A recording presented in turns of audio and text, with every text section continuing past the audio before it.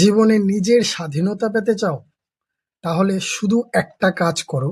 কোনো না কোনোভাবে অ্যাটলিস্ট তোমার নিজের খরচটা, নিজের যে মান্থলি খরচটা আছে, এইটা তোমার অ্যাটলিস্ট নিজে ইনকাম করে নাও।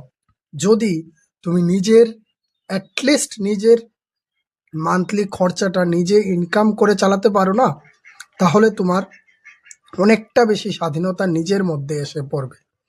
আর এই স্বাধীনতাটা শুধুমাত্র অন্য কারোর দেওয়া নয়, এটা তুমি নিজে অর্জন করেছো। নিজে যখন ইনকাম করতে থাকবে তখন তোমার স্বাধীনতা অটোমেটিক্যালি চলে আসবে। আমি বলছি না প্রথমেই 1 লাখ টাকা ইনকাম করতে হবে, প্রথমেই 2 লাখ টাকা ইনকাম করতে হবে, কিন্তু প্রথমেই তুমি অ্যাটলিস্ট তোমার যেই হাত খরচাটা আছে, 5,000 টাকা হোক, 7,000 টাকা হোক, অ্যাটলিস্ট তোমার খরচটা উঠিয়ে নিতে পারো। তুমি দেখবে নিজের থেকে কোনো জিনিস যখন কিনতে যাবে তখন তোমার কাছে স্বাধীনতা ফিল হবে, যে বাবার কাছে বা মার কাছে বা ফ্যামিলির কাছে ওই টাকাগুলি খুঁজতে হবে না। আমি এখন নিজে ইনকাম করি, তাহলে ওই 500 টাকা বা 1,000 টাকার ওই জিনিসটা আমি নিজে থেকে কিনতে পারবো। ওই স্বাধীনতাটা আমাদের মধ্যে চলে আসবে। এই স্বাধীনতাটা তুমি কোনোখান থেকে কিনতে পারবে না, এটা তোমার নিজের থেকেই অর্জন করতে হবে।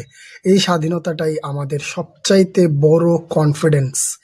তুমি বড় কোনো লেভেলে যাওয়ার দরকার নেই, প্রথমত ছোট্ট কাজ দিয়ে শুরু করতে পারো। যেমন আমার কথাই বলছি, আমি প্রথম কি করতাম, আমি পেপার হকারি করতাম। ঠিক আছে, পেপার বয় ছিলাম আমি প্রথম যখন কাজ শুরু করি।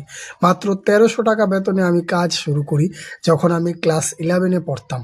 ঠিক আছে, এবং আস্তে আস্তে আমি কি করি, যে একটা দুটো করে স্টুডেন্ট পড়াই। তোমরাও ট্রাই করতে পারো। স্টুডেন্ট পড়ানোটা শুধুমাত্র টাকার জন্য না, তোমার নিজের নলেজ বিল্ডিংয়ের জন্য এটা খুব ইম্পর্ট্যান্ট, এবং তোমার মধ্যে কনফিডেন্স আসবে যে আমি নলেজ কাউকে দিতেও পারি, এবং সাথে সাথে তোমার টাকাও কিছু ইনকাম হবে, যেটা দিয়ে তোমার স্বাধীনতা আসবে। একটা কথা সবসময় মনে রাখবে, যদি স্বাধীনতা চাও তাহলে তোমার নিজের ইনকাম সোর্স তৈরি করো।